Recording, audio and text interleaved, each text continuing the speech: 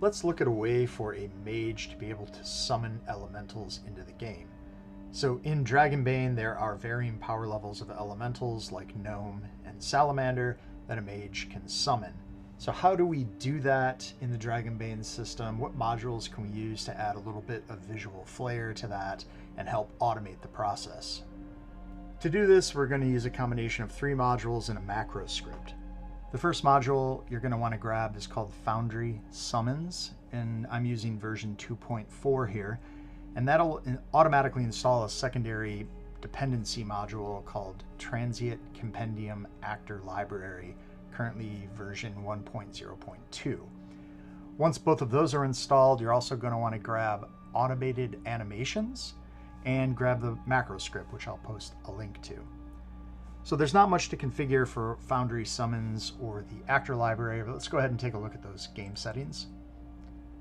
In Foundry Summons, you are just going to want to make sure that the minimum permission is set to players so that your players can actually summon elementals.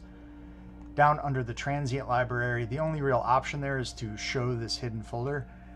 We won't even be creating temporary actors, so you can uncheck this. Next, you're going to want to grab the Summon Elemental macro from my GitHub, and what you're going to want to do is build 4 individual macros, 1 for each type of elemental in the game. Here is the Summon Gnome example, and all that you're going to need to do is update these actor IDs for the varying power levels of the elementals. To get those, you are just going to open up the elementals, copy their ID, and then paste them on the appropriate line here. This is all you need to do to get this macro ready to use. The final step is going to be attaching this macro to automated animations. To do that, you're going to bring up the menu for automated animations, and you want to create an on token that matches the spell that you're trying to cast. So in this case, we're going to build one for Gnome.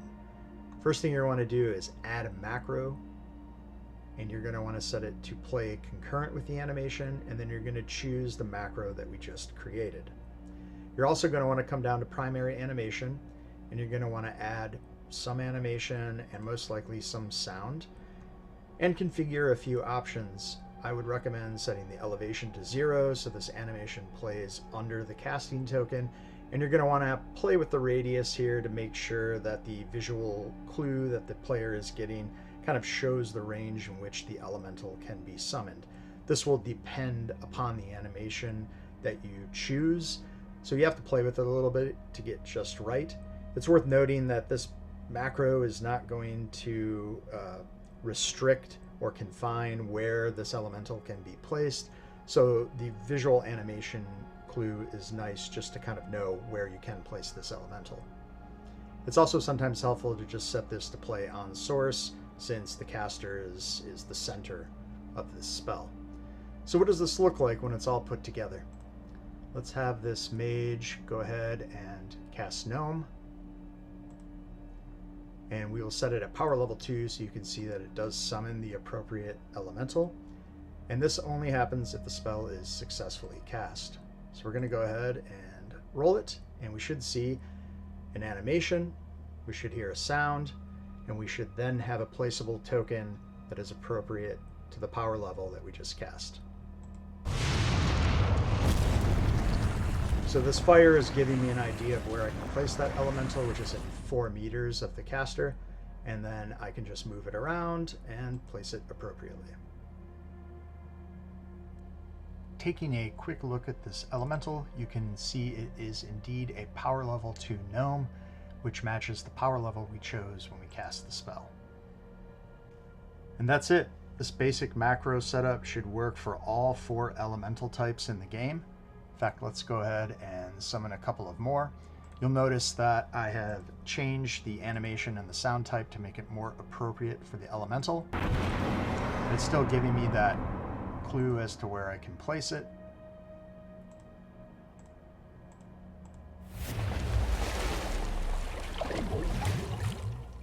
One last thing to note, you are going to want to give ownership rights to these elemental actors to your mage characters. Otherwise, they won't be able to pull up the character sheet or even move it on the canvas. So that's it. Just a relatively easy way to automate summoning in Dragonbane. This is not something that I really wanted to try to force into the combat assistant, which is doing range and target validation. Templates and summoning are a whole kind of different animal, so right now I'm just handling that via this macro solution.